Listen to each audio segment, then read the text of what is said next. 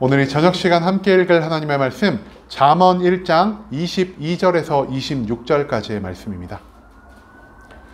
잠언 1장 22절에서 26절까지의 말씀 여러분들을 대표해 제가 읽도록 하겠습니다. 잠언 1장 22절 말씀부터 읽도록 하겠습니다. 너희 어리석은 자들은 어리석음을 좋아하며 거만한 자들은 거만을 기뻐하며 미련한 자들은 지식을 미워하니 어느 때까지 하겠느냐. 나의 책망을 듣고 돌이키라. 보라, 내가 나의 영을 너희에게 부어주며 내 말을 너희에게 보이리라.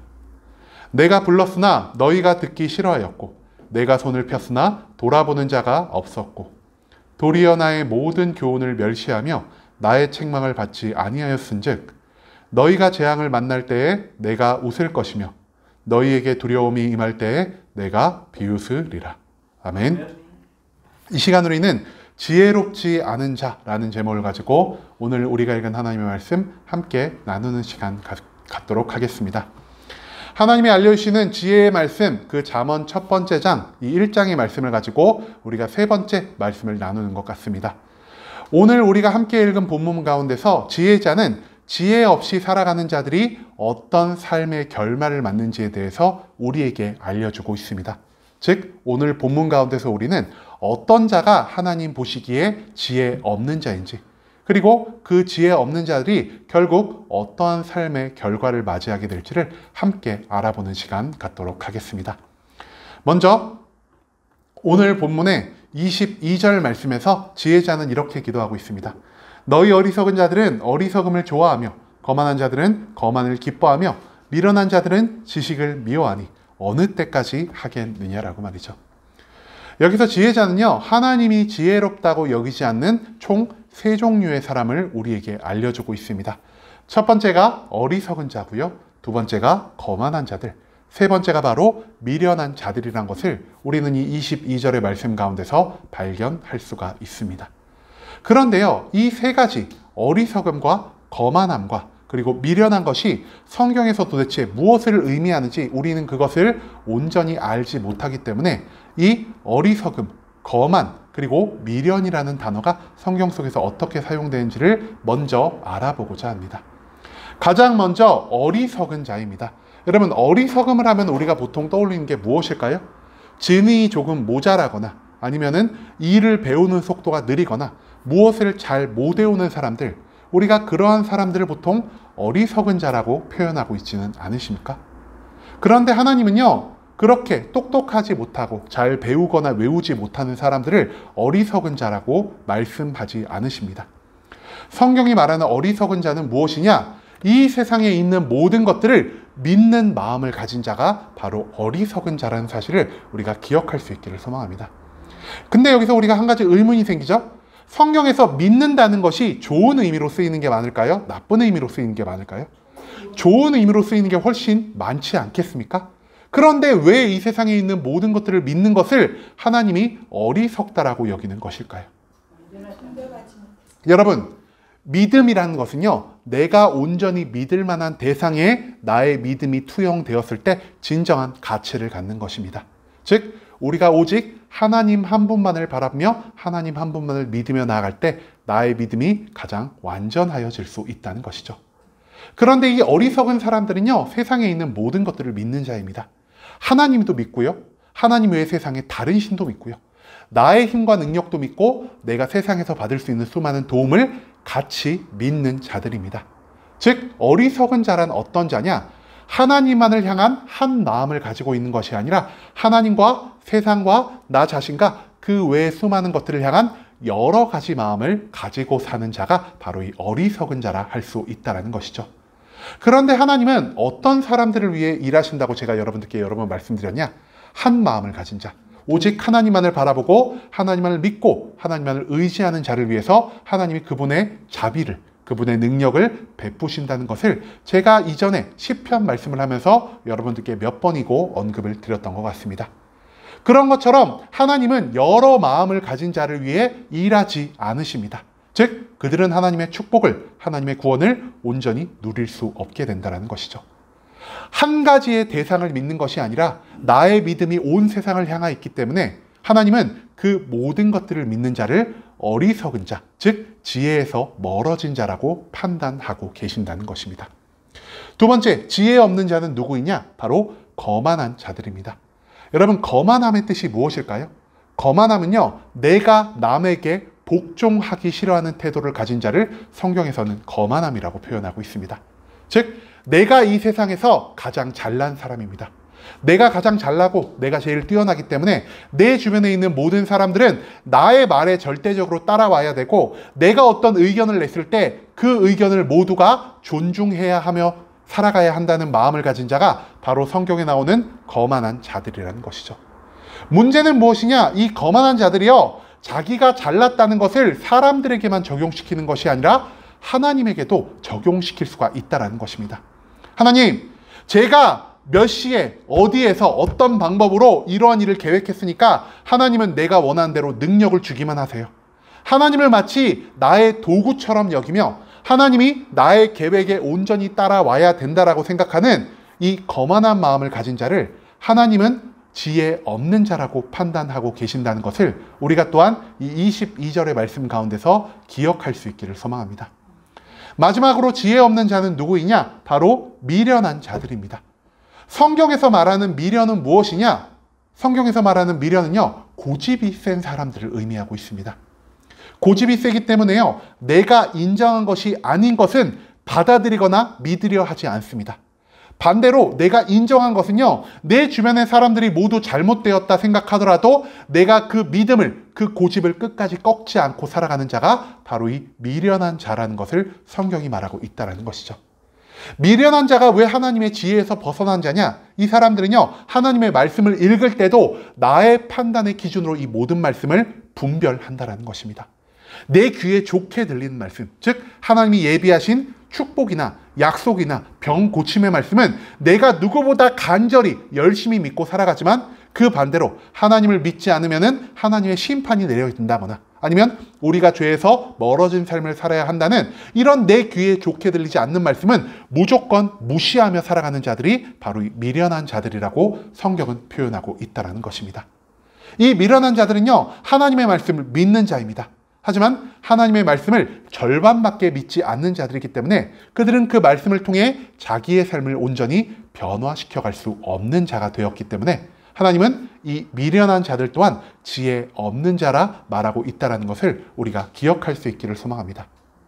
어리석은 자, 거만한 자, 미련한 자, 이 세상에 하나님이 보시는 지혜 없는 자들은 이 공통적인 세 가지의 특성을 가지고 있다는 것을 우리는 이 22절의 말씀을 통해서 기억해야만 한다는 것이죠. 그런데요, 하나님이 이 지혜 없는 자들을 어떻게 대하실까요? 너희는 지혜가 없기 때문에 내가 너희를 사랑하지 않을 거야. 너희는 지혜가 없기 때문에 너희에게 반드시 소돔과 고모라에 내렸던 것 같은 불별하게 심판을 내가 내릴 거야. 하나님은 그 미련한 자들에게 이런 마음을 가지고 계실까요? 우리가 뒤에 이어진 23절의 말씀에서 이 지혜 없는 자들을 향한 하나님의 마음을 발견할 수 있을 것입니다. 나의 책망을 듣고 돌이키라. 보라, 내가 나의 영을 너희에게 부어주며 내 말을 너희에게 보이리라.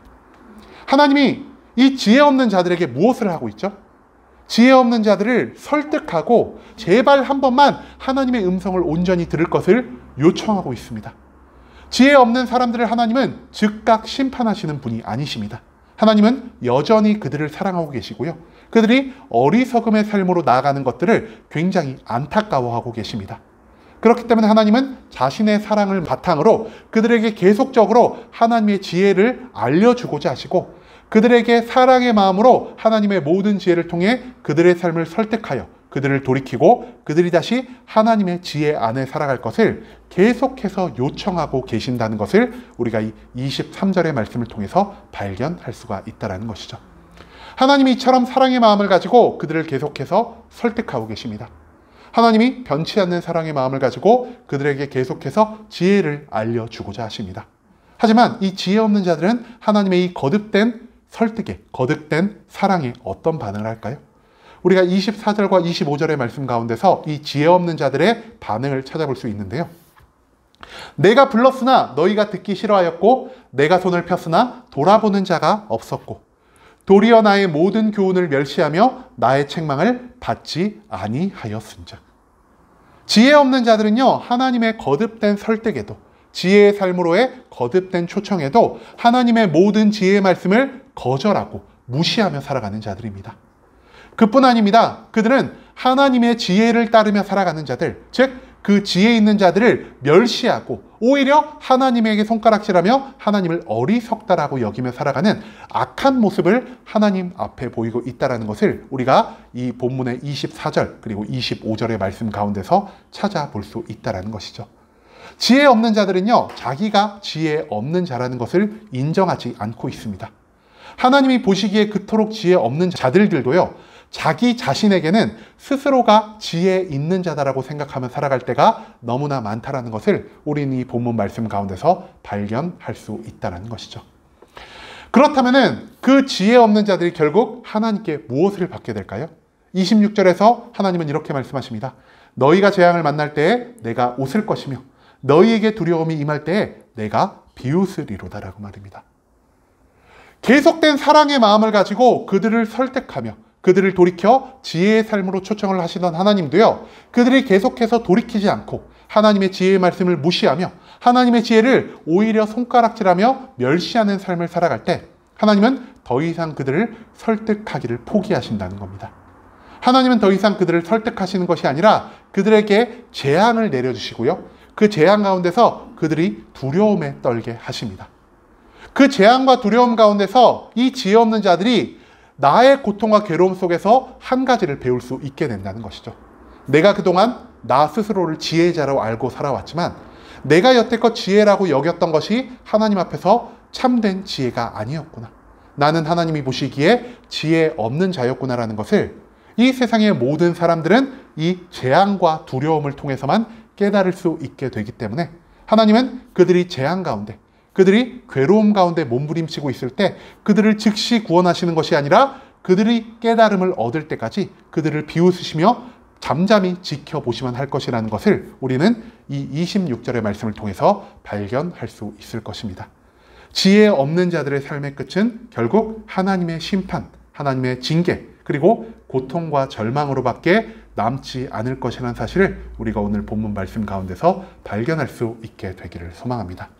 여러분, 오늘 우리는요, 이 말씀 가운데서 어떤 자가 지혜 없는 자인지에 대해서 발견할 수 있었습니다.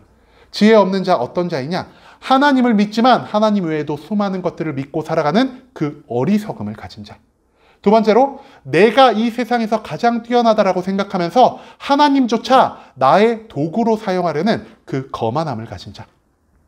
마지막으로, 내 스스로가 나의 삶의 주인이 되어서 내가 좋아하는 것만을 믿고 내 귀에 좋게 들리지 않는 것은 믿지 않는 그 고집센 미련한 자를 하나님께서는 지혜 없는 자로 인정하신다는 것을 우리가 기억할 수 있기를 소망합니다.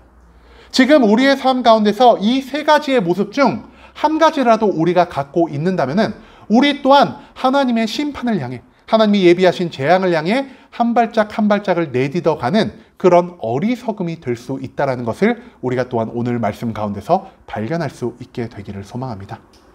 하나님은요, 우리의 삶 속에서 이 말씀을 통해서, 기도를 통해서, 우리 주변에 있는 믿음의 사람들을 통해서 계속 우리에게 하나님의 지혜의 말씀을 전해주십니다.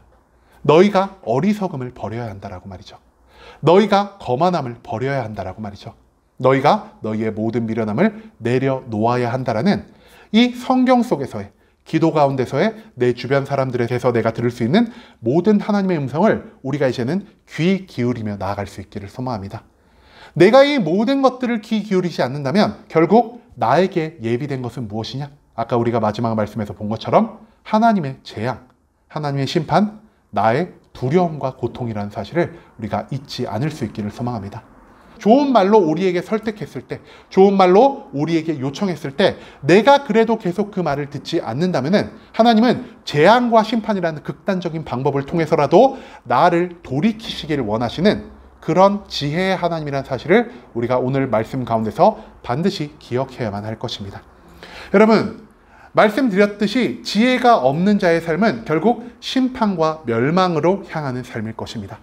반대로 그렇다면 지혜 있는 자의 삶은 어떠한 삶일까요? 하나님이 예비하신 모든 축복, 모든 좋은 것, 모든 기쁨과 구원을 누리며 살아갈 수 있는 삶이 바로 하나님의 지혜 안에 거하는 삶이라는 사실을 우리가 또한 오늘 말씀 가운데서 발견할 수 있게 되기를 소망합니다. 이제는 우리가 우리 가운데 있는 어리석음을, 거만함을, 미련함을 완전히 내려놓을 수 있게 되기를 소망합니다. 그리고 내가 그 자리에 하나님 한 분만을 바라보는 온전한 믿음, 하나님을 나의 도구로 쓰려는 것이 아니라 내가 하나님의 도구가 되어 살아가려는 겸손한 마음, 마지막으로 하나님의 말씀이 나의 귀에 좋게 들리든 나의 귀에 좋게 들리지 않든 그 모든 것에 온전히 순복하며 따를 수 있는 순종의 믿음을 가지고 살아갈 수 있기를 소망합니다. 내가 이제는 이 모든 것들을 통해 하나님이 기뻐하시는 지혜자가 되었을 때 그제야 나의 삶이 하나님이 예배하신 모든 축복과 구원으로 채워진다는 것을 기억하시며 이제는 우리가 멸망의 길로 나아가는 것이 아니라 온전한 지혜를 통해 하나님의 축복과 평안 그리고 구원의 길로 나아갈 수 있는 순복음 함께하는 교회 모든 성도님들이 될 수 있길 간절한 마음으로 소망하겠습니다.